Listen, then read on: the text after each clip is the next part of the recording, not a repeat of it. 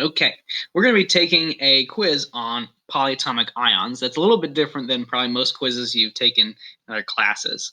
Okay, um, we will need to know the polyatomic ions for all kinds of stuff in the kind of following unit, getting into chemical reactions and stuff next semester. So we need to be able to recognize the polyatomic ions kind of on site. All right. They also probably were, noticeably important in Unit 4. You probably saw them kind of crop up here and there. So hopefully you've gotten some practice with them already. But the more you practice them now, the easier things are going to get in the future. And I promise you, they are not going away. So the sooner you know these, the better.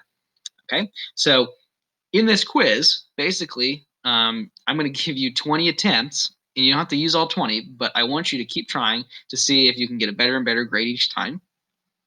Okay, where this is going to be a quiz grade, but it's going to be something you can retry if you mess it up. The assignment, or rather the quiz, should tell you which things you got wrong, so you can go back and try those ones again, and you'll know for next time which ones you got right. It's going to be automatically graded, so you'll know immediately, what you did right and what you did wrong. Because of that, be careful about how you spell stuff. We're going to be writing the charges with the number first. So, if something has a -1 charge, we write that as 1 minus. Okay, or if it's got a charge of +2, we write it as 2 plus. So make sure you include the negative or the positive sign.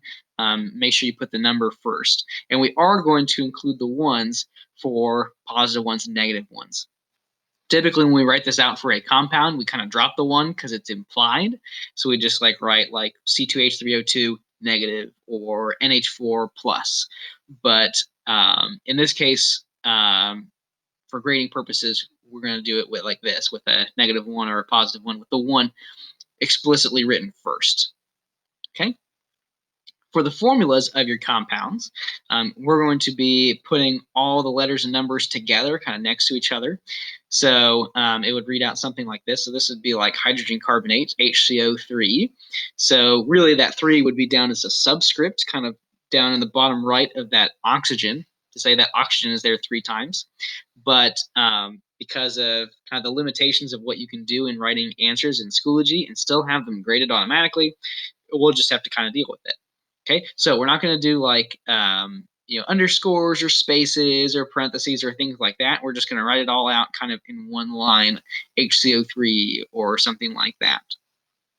Okay, so when you start this up, the first page is just going to be kind of some reminders on, again, how to put your answers in. Again, be careful with your spelling, stuff like that. Here's some examples of what this is going to look like. Okay, so I might give you the name of the polyatomic ion, like hydrogen carbonate, aka bicarbonate. Okay, and then ask you for what the formula is. So again, you just type it out all in one line, no spaces, no underscores, no nothing.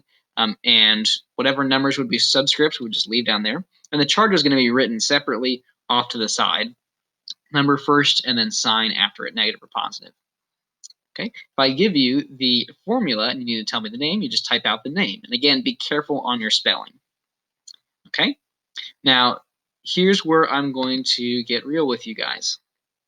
Okay, because I'm opening this up and I'm giving you multiple attempts and things like that, you could easily just pull up the polyatomic ion list next to you and just kind of go through each one of these and be like, okay, well, I can just look this one up. I can look this one up. I can look this one up. And you can get all the right answers on the first try and move on. You get a good score, and that's fine.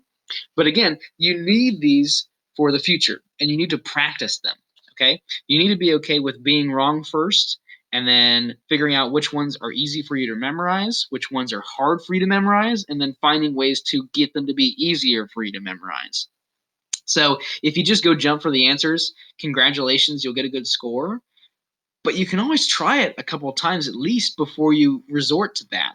So this is my plea to you, okay? Try it honestly, at least 3 times, okay? Give it a shot, try it, throw your answers in, get some wrong, go back, fix them. Try it again, you missed a couple more, fix them. You missed the spelling on that time, fix it.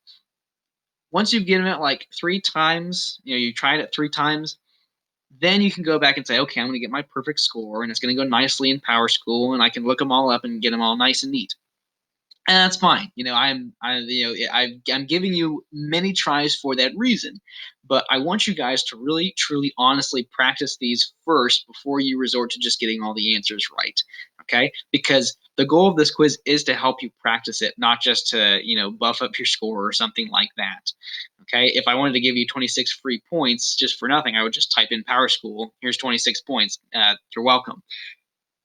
But instead, this is for a purpose. This is to help you practice something that you will need, and I promise you will not go away.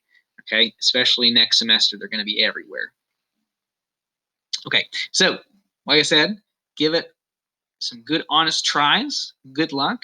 And I hope that these will be not so hard to memorize and remember as you go along after you practice these.